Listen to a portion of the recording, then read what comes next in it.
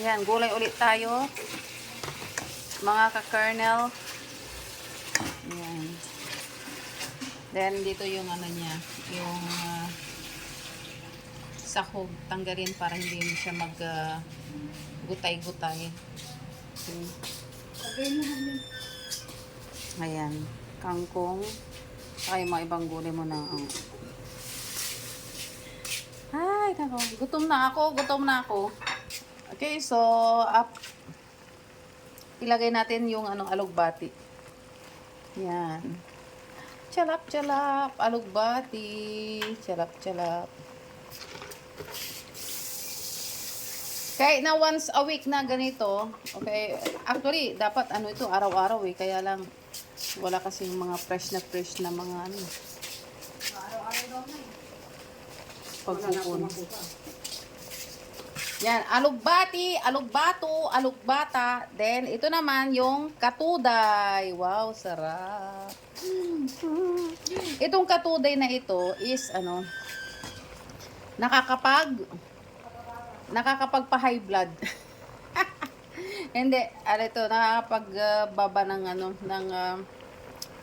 ng dugo, yung BP.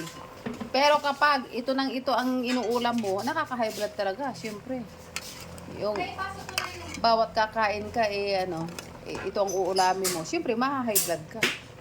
Di ba? Okay, pakuluan natin. Marami pa ito. Ilang label lang ito. Green leafy vegetables. Naamoy ko na. Naamoy ko na ang kanyang mga kanyang amoy. Then, after ng alugbata is yung moringa. Ayan. Mekos na ito. Wala itong ganito sa mga sa mga fast food o kaya sa mga restaurants. Okay? So, dito lang ito.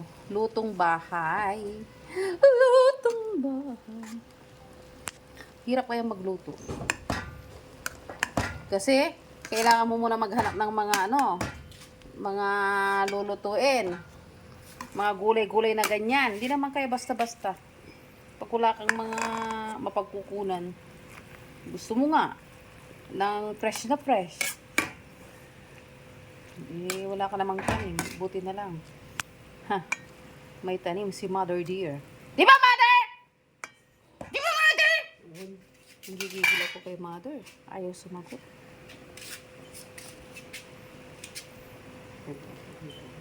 Mamaya pa. Yan. Mamaya pa yung last but not the least. Yan. Pag nandito kasi ako sa bahay, talagang sinisigurado nila na nilulutuan nila ako ng gulay. Dahil sa opisina, walang ganito. Yan. Kaya nag-i-enjoy ako pag nandito ako sa bahay. Kasi nagluluto kami, nilulutuan nila ako.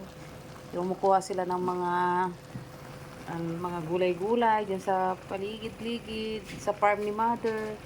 Dami kaya mamaya pag may time, i-cover natin yung mga tanim-tanim sa parang kabukiran at kagubatan. Ayan, lutuin natin yung So, ayan. So, yan, mga inihaw na bangus. Yan.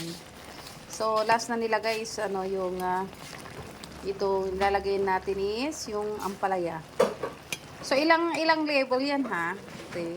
Mayroong katuday, mayroong kangkong, mayroong alugbati, mayroong moringa, and mayroong siya. Parang ba yan? Parang hanggang 6th floor, 5th floor, ganun.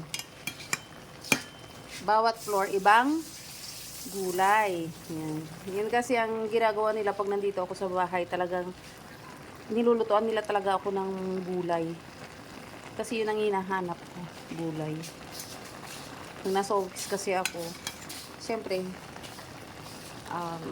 mahirap mamili ng yung pagkain. And mayroon din naman akong mga doon, mga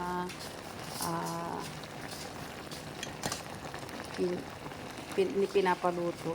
Pero mas maganda kasi pag nandito sa bahay, talagang inaasikaso nila yung pagkain ko. Yan, nilulutuan nila ako ng mga gulay-gulay and fish. Siyempre, mayroon din mga karne, pero inuuna namin itong gulay. Actually, ang kumakain lang naman ng gulay dito, ako at saka si Kuting 2. Si Kuting 1, hindi masyado. Si nanay naman, sabaw-sabaw lang naman ang gusto. So, yan. Sarap, oh. Kasi hindi na tayo bumabata. Kailangan talaga natin ng paminsan-minsan, puro mga gulay-gulay din tayo. Kasi pag nasa labas kasi, wala mga ito. Mga lutong bahay na ganito. Fast food, ganun. Chicken. Mga, hindi mo alam kung paano niluto. Ano ang ginamit na mantika and all. So, I am very fortunate at meron kami na pagkukunan ng mga ganitong mga at gulay at nilulutuan nila talaga ako ng ganito. Okay, thank you Lord. Sige po, bye bye na mga ka-kernel. Thank you.